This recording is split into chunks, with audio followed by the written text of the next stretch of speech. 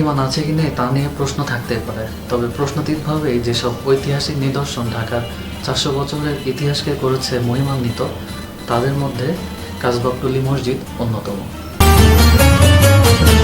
পুরান ঢাকার কসাইটুলি লেনের কেপি ঘোষ রোডে এই মসজিদটি অবস্থিত। কর্মব্যস্ত পুরান ঢাকার সরু অলিগলি পথ ধরে আমরা এগিয়ে চলতে থাকলাম এই মসজিদ অভিমুখে। কিছু দূর অগ্রসর হতেই আমাদের সামনে দৃশ্যমান হলো আমাদের কাঙ্ক্ষিত সেই মসজিদ। 1919 সালে এই মসজিদের নির্মাণ কাজ শুরু হলেও শেষ হয় 1971 সালে। এই এলাকায় একসময় পেশাজীবী হিসেবে কসাইদের আধিক্য ছিল। সেখান থেকে মূলত এই এলাকার নামকরণ করা হয় কসাইটুলি। তাই এই মসজিদটি কসাইটুলি মসজিদ নামেও অনেকের কাছেই পরিচিত। এই মসজিদের গায়ে ছোট ছোট সিরামিকের ভাঙা অংশ দিয়ে নকশা করা, যা দূর থেকে সূর্যের আলোতে চিকচিক করে। তাই পূর্বে অনেকেই এই মসজিদটিকে চিনির টুকরা মসজিদ নামেও ডাকতেন।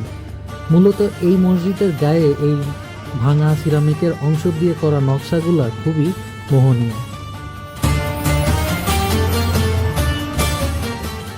তবে এই মসজিদের ভেতরটা আরো বেশি সুন্দর।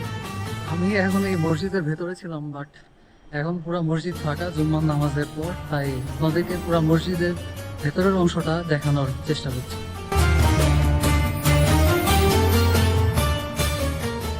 মসজিদের একদম ভেতরে কারুকার্য মণ্ডিত অলঙ্করণে মোঘল স্থাপত্য শৈলীর প্রভাব স্পষ্ট।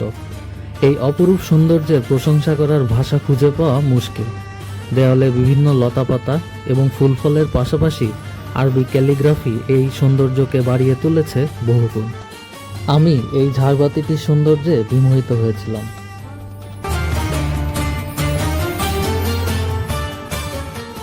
মোঘল স্থাপত্য শৈলী হলেও এই মসজিদের গঠন শৈলী দেখে নির্দ্বিধায় বলা যায় এখানে ইরান অধ্যুষিত শিয়া মুসলিমদের আধিক্য ছিল।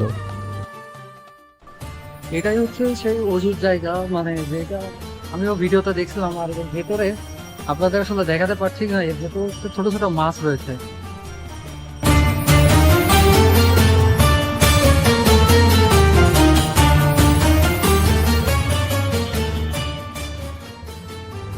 এই মসজিদটি বেশ কয়েকবার সংস্কার করা হয়েছে।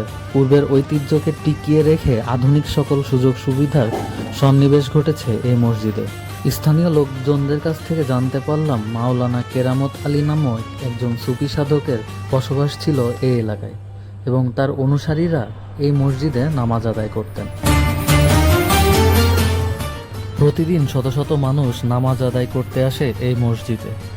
কালের সাক্ষী হয়ে দাঁড়িয়ে থাকা এই মসজিদের অস্তিত্ব টিকে থাকুক আরো কয়েক শতক।